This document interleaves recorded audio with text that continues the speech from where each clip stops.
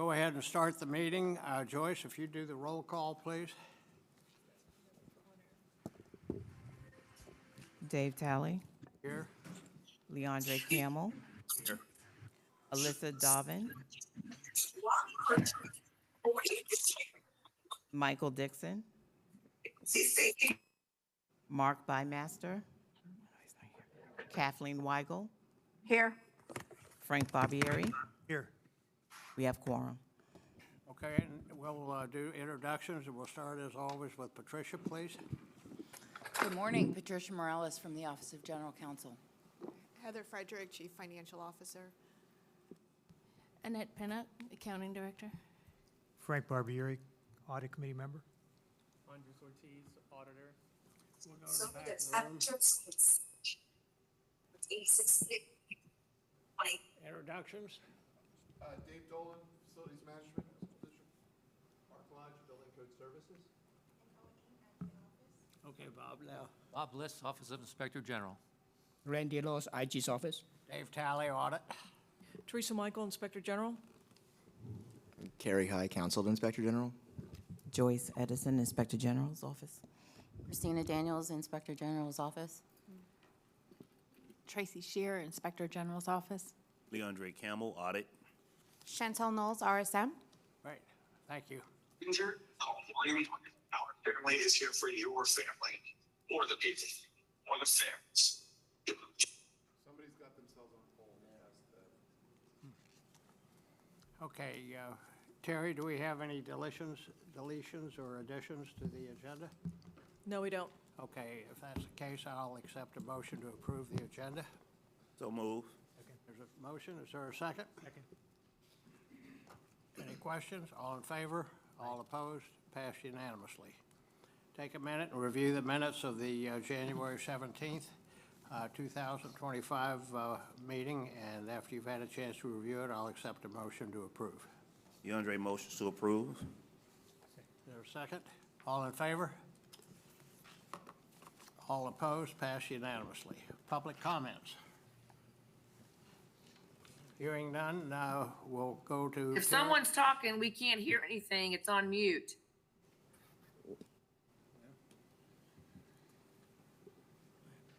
Can you hear me now? Yes. Thank you. You're welcome. Okay, now we'll go to Terry and the Inspector General update. Terry? All right, good morning, everybody. I appreciate everybody being here today. Just going to go over a little bit of what we have going on in the IG's office. First up, we have both of our peer review and our accreditation coming up. The peer review will be in March, I believe, and then April, or is it April then March? April is the peer review, March is the accreditation.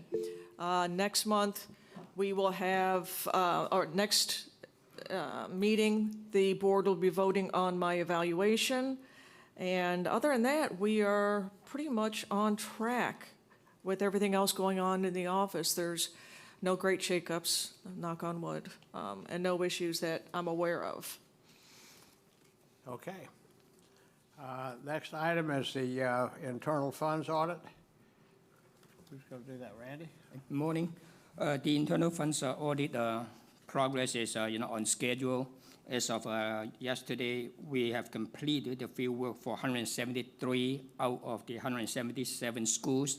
For the remaining 4 schools of field work is in progress. So it should be completed by early next week for all the field work.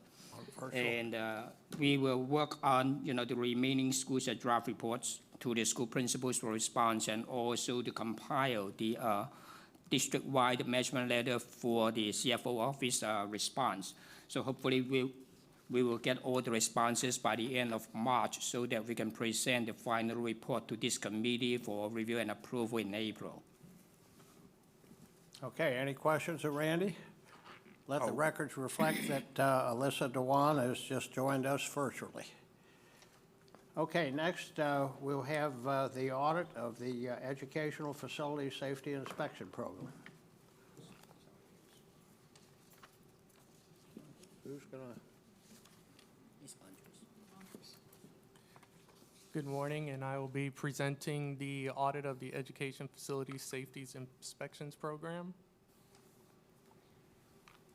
The objectives of this program was to assess the adequacy and the procedures in prioritizing and correcting the safety deficiencies and hazards identified by the annual safety inspections, as well as the adequacy of correction actions taken to mitigate and minimize safety issues at the district facilities, and lastly, determine the progress in completing repairs from year to year. Just a little bit of background for the Florida statutes. It is required that an annual safety inspection of all district facilities be performed by a safety inspector certified by the state fire marshal. And to comply with this, School Board Policy 2.031 was adopted, in which the board would provide 2 annual inspections of all facilities within the district. These inspections are conducted by Building Code Services.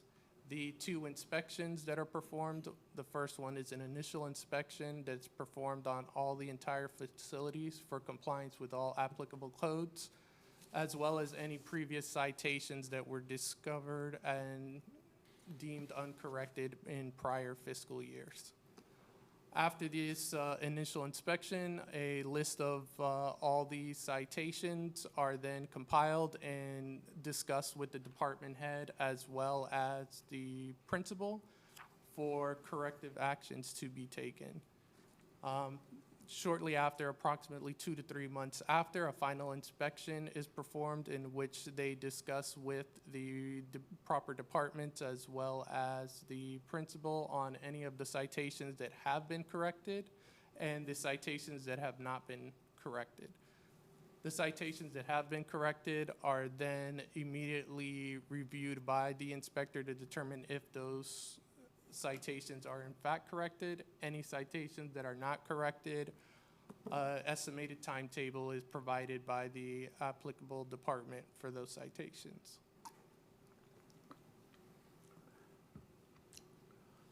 Now, there's 3 primary type of citations. The first citation is an operational citation, which is caused by the occupants of the building and are to be corrected by the respective school or department staff within that facility. Those are typically to be resolved by the end of the school year. The second type of citation is a maintenance citation, which minor repairs are needed to correct. Those are typically corrected by maintenance and plant operations staff, as it requires a little bit more expertise to correct. And thirdly is the capital citation, which are major repairs that are needed to correct. Those are assigned to minor groups within the facilities constructions department, and those typically are resolved within 2 years. And lastly, there's a special designation in which the Florida Administrative Code deems them as a serious life safety hazard. Those are reported to a responsible district department at the time of discovery, so immediate action can be taken to correct those citations.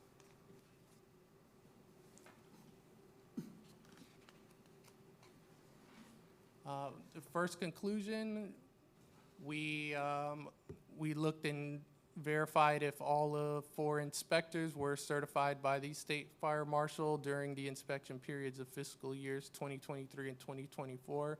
We determined that they all had active certifications during those periods.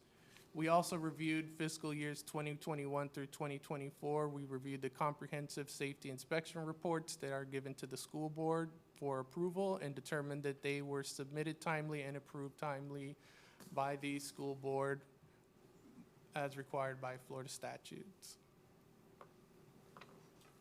Conclusion number 2 is we reviewed fiscal years 2023 and 2024 fire safety and casualty sanitation citation corrected report. This report lists all citations that were deemed corrected by the fire safety inspectors during those years.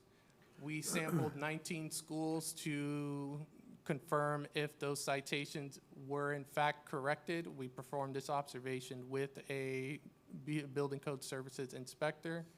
Of the 187 citations that we reviewed, 15 of those cited citations still existed even though they were reported as corrected by Building Code Services. It should also be noted 9 of those 15 were operational related in regards to inappropriate storage of items in mechanical rooms as well as inappropriate storage of gas-powered equipment. Conclusion number 3, we reviewed the 2024 Final Comprehensive Safety Inspection Report. This report lists all open citations that have not been corrected during the fiscal year, as well as any citations that have not been corrected in prior years. On that report, there's a total of 1,525 open citations. It should be noted that 121 of those citations were the serious designated citations. 26 of those citations had not been corrected for 1 to 6 years since they were initially identified. It should also be noted 106 of those 121 serious citations were operational related, meaning that those should typically be resolved by the end of the school year. 19 non-serious capital-related citations have been uncorrected for 11 to 29 years. And lastly, as of May 30th, 2024, Building Code Services did not have written procedures, criteria, or methodology for inspectors to classify the safety deficiencies when discovered. Inspectors would generally rely on their professional knowledge to classify any new types of citations that have never been identified before. After discussion with the OIG, on August 2024, Building Code Services updated their administrative guideline to include information for classifying these safety deficiencies.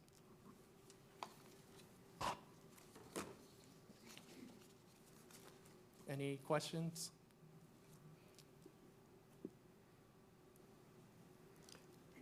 No one has any questions? I have a question here. All right, For sir. the capital-related deficiencies for 11 to 29 years, some of those facilities still operational?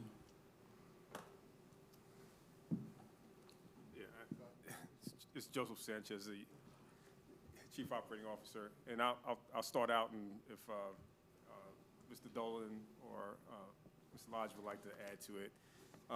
Yes, the facilities, most of this is still operational. I don't think that we do any inspections of facilities that are not operational, right? But the reason why some of those some of those citations, those capital ones are outstanding is because we're planning to do a major project in those facilities, or we're planning to demolish those facilities at some point. So it doesn't make a lot of sense to spend a bunch of money to renovate or to to fix those citations when the building's about ready to be demolished and renovated. So it's usually part of a planned project that we incorporate those placement or cures for those citations. Thank you. Any other questions? Frank? Mr. Chairman, on the, Mr. Sanchez, on the 26 serious deficiencies, are those deficient? I remember from the years on the board, but those, I know sometimes the serious deficiency is not related to something that could harm students or staff on the campus. Are those the kind of serious deficiencies we have here, or some of these deficiencies actually a safety hazard for the students and the staff that are on campus? I'm going to start out while Mark Lodge, our building official, comes up as well. But some of those was just reported by the auditor that some of these citations were not fixed. Some of them were fixed and then they reoccurred because of one reason or another. And an example of that is when storage is placed in an electrical room. The inspector will cite that, and the storage will be removed, and then by the time they come back for the second inspection, somebody else put something, or somebody put something back in there. So sometimes, it's noted that they weren't corrected, but they were corrected, but then they offended again. But Mr. Lodge, would you like to add anything else to that? Yeah, that's correct. And the designation as serious is really any life safety system. It could be as simple as a fire extinguisher out of certification for a month. So that's obviously not as serious as possibly egress out of the building. If the fire safety inspectors consider it an imminent threat, it requires immediate action. It's not even, and I thank the auditor and the committee for, we're always looking for continuous improvement, and we've definitely benefited from this audit to improve our system, so thank you for that. But the imminent threat, and we've put this into our administrative guideline to classify in distinct terms the difference between a serious citation and an imminent threat. Okay. So to answer your question, yeah, they vary in severity, definitely, even the serious side. All right, thank you. Okay, are there any other questions of Andre? If not, I'll accept a motion to approve the report. Motion to approve. Second. Second. Any discussion? All in favor? Aye. All opposed? Passed unanimously. Andre, nice job. Appreciate it. Okay, now we'll go on to the RSM presentation. Chantel. Thank you. Good morning, everyone. Before I get started, I just wanted to thank Heather and Annette, and as well as their team for helping us get through the audit this year. This year, there were two additional auditing standards that required a lot of additional documentation from their team in regards to internal control processes as well as risk assessment. And I just wanted to thank you all for, you guys always do a good job, but I know this year was a little bit more difficult with trying to get some of the documentation that was needed as part of the audit, as well as Teresa mentioned, this is an inspection year for them. So in regards to our firm, there's also a peer review inspection year. So this also required a lot more additional detail and documentation for that audit. So to get started, let me go to. In regards to this executive summary with this presentation, it was provided, I just wanted to note, to the school board's meeting in December.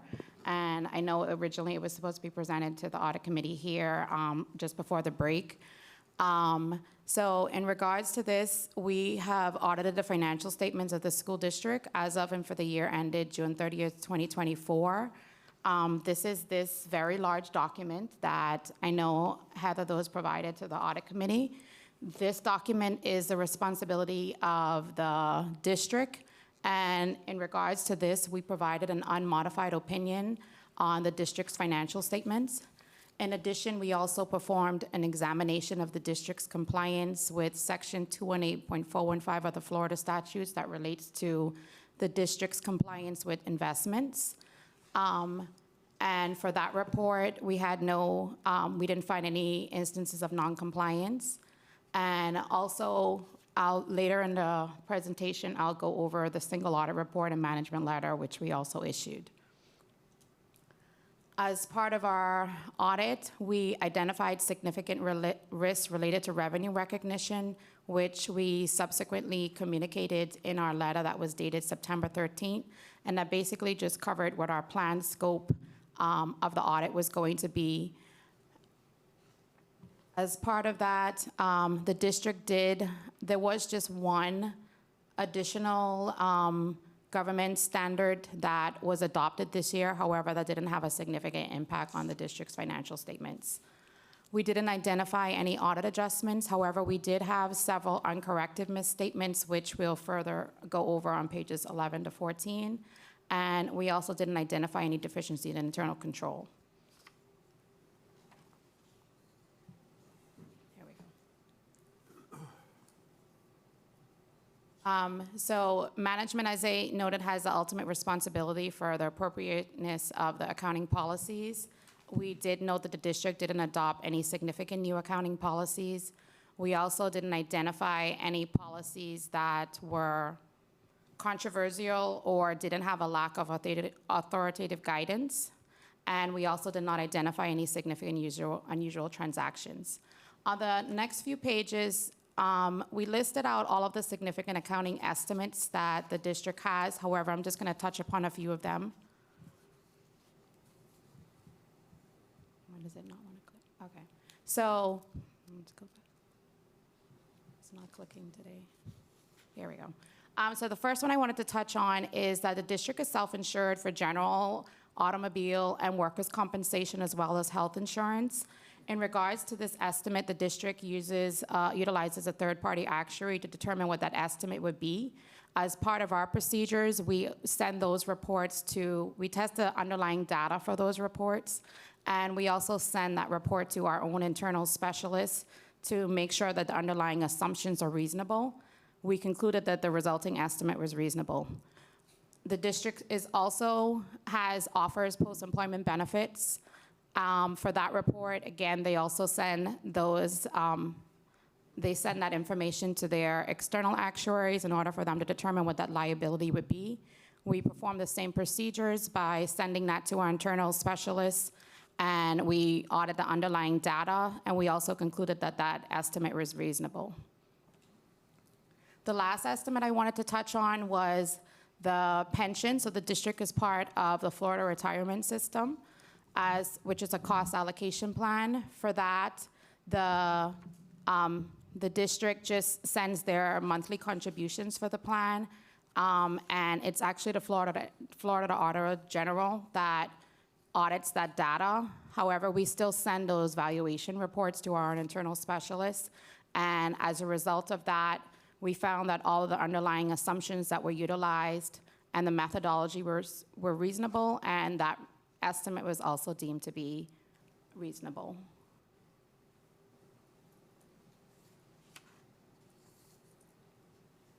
As I mentioned previously, we didn't have any audit adjustments made to the original trial balance. However, we did have several uncorrected misstatements, which management as well as the auditors, we determined that they were immaterial to the financial statements. We have included them on the next few pages, which I won't go over, as I stated that they weren't individually or in aggregate material to the financial statements, but we provided them there for your information.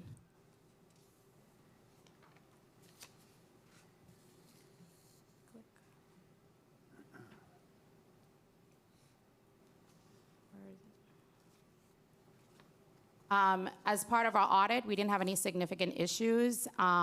We also didn't have any disagreements with management or encounter any significant difficulties in dealing with management.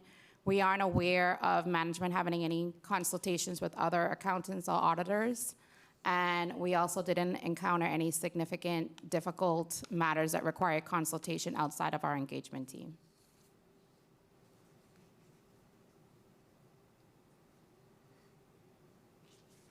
As part of our audit, we are required to be independent. And our responsibilities basically is to make sure that we're independent in both mind and in appearance when providing the audit and our other attestation services.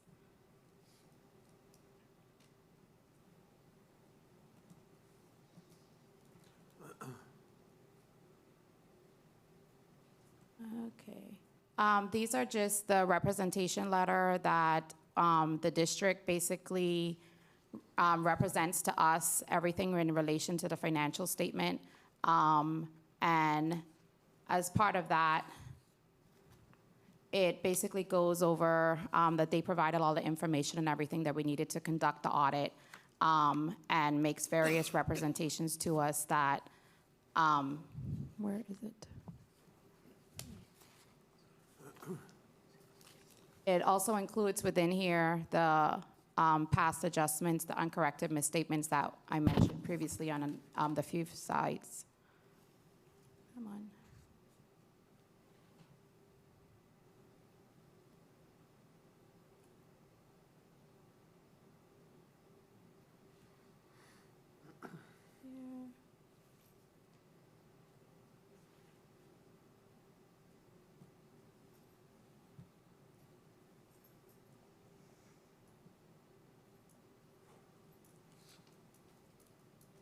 So as mentioned, we also perform an examination audit, like I stated earlier, on the district's compliance with investments. And in addition, this then goes over our report on internal control over financial reporting, which basically states that we didn't identify any significant deficiencies or material weaknesses over the financial statements. This report was then issued in addition to the district's annual comprehensive financial report, which was dated December 17, 2024.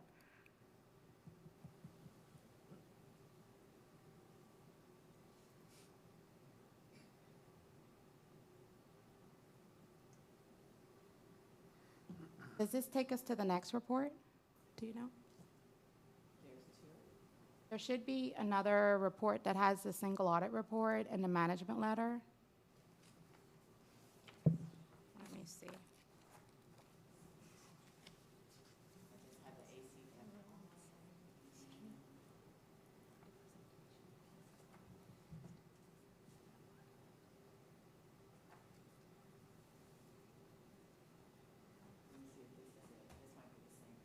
That's the same one.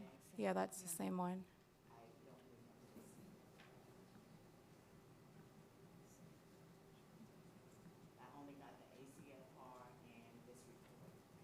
Okay. Do you have?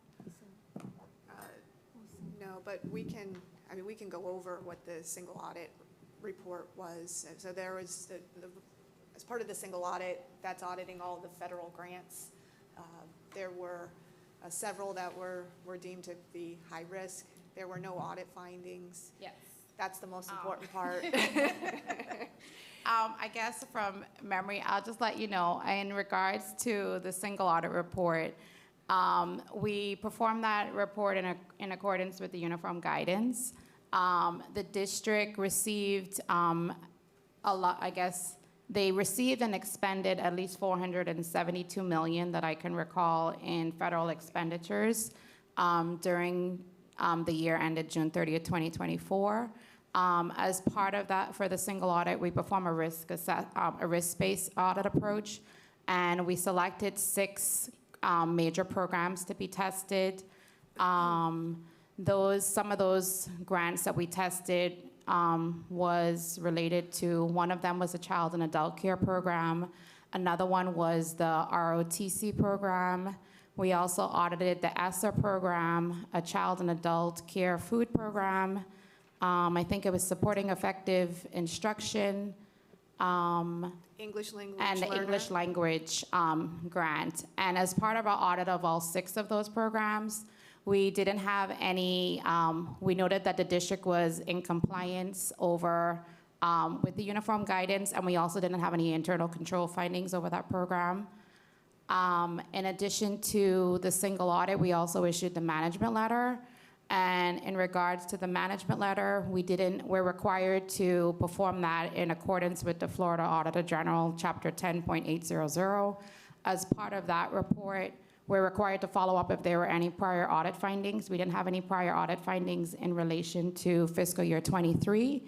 We also didn't have any findings or recommendations from management for fiscal year 24. We're also required to perform financial condition assessment procedures. We didn't note that the district was in a deteriorating condition.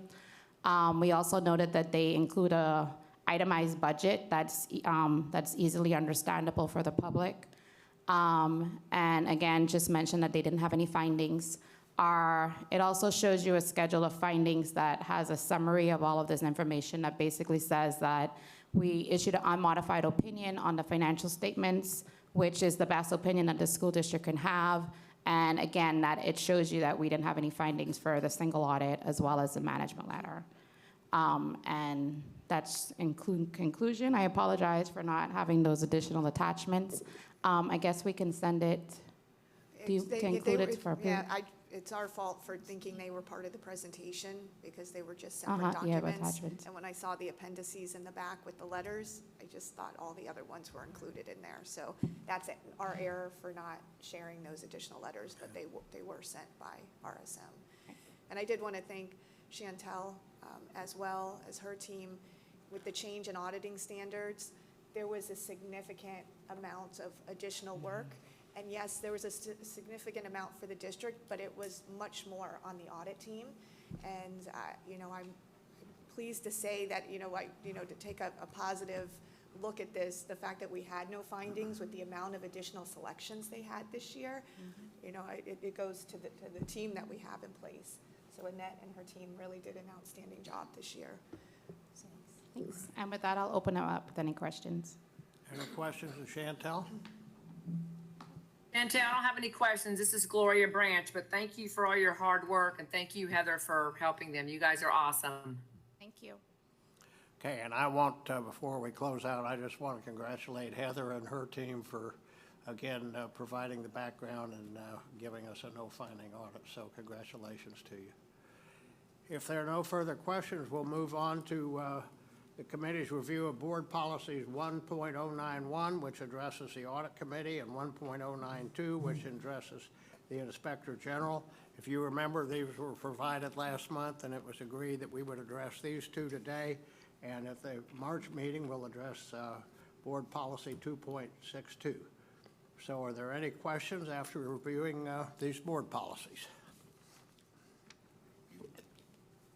And again, what I would like to just put out there, if you guys do have any subsequent recommendations, suggestions, edits, please don't be shy about emailing them directly to me so that we can incorporate those into part of what's going to be a comprehensive overhaul of many of the IG policies that that need to be sort of tightened up and reviewed. So don't think that just because today was sort of a deadline for 1.091 and 1.092 that we still don't welcome all of your suggestions. Just email me at carrie.high@palmbeachschools.org. Happy Valentine's Day. Okay, are there any questions or comments? Okay, that's just an FYI. They don't need to be approved, so we'll move on to investigations, and those were previously forwarded to you by Joyce. Are there any general comments? Well, I want to wish everyone a happy Valentine's Day, and in particular, I want to compliment, I don't know where Kerry is with his red coat, but I asked him if he just bought that, and he says, no, he's had it since high school. That's hard to believe, but at any rate, congratulations. Well, happy Valentine's Day. Our next scheduled meeting is Friday, March 21st, and if there's no further business, I'll accept a motion to adjourn. I so move. Thank you. Meeting adjourned. Thank you all for attending, and again, happy Valentine's Day. Oh, that's something. Guys, these aren't moths or butterflies, they're not.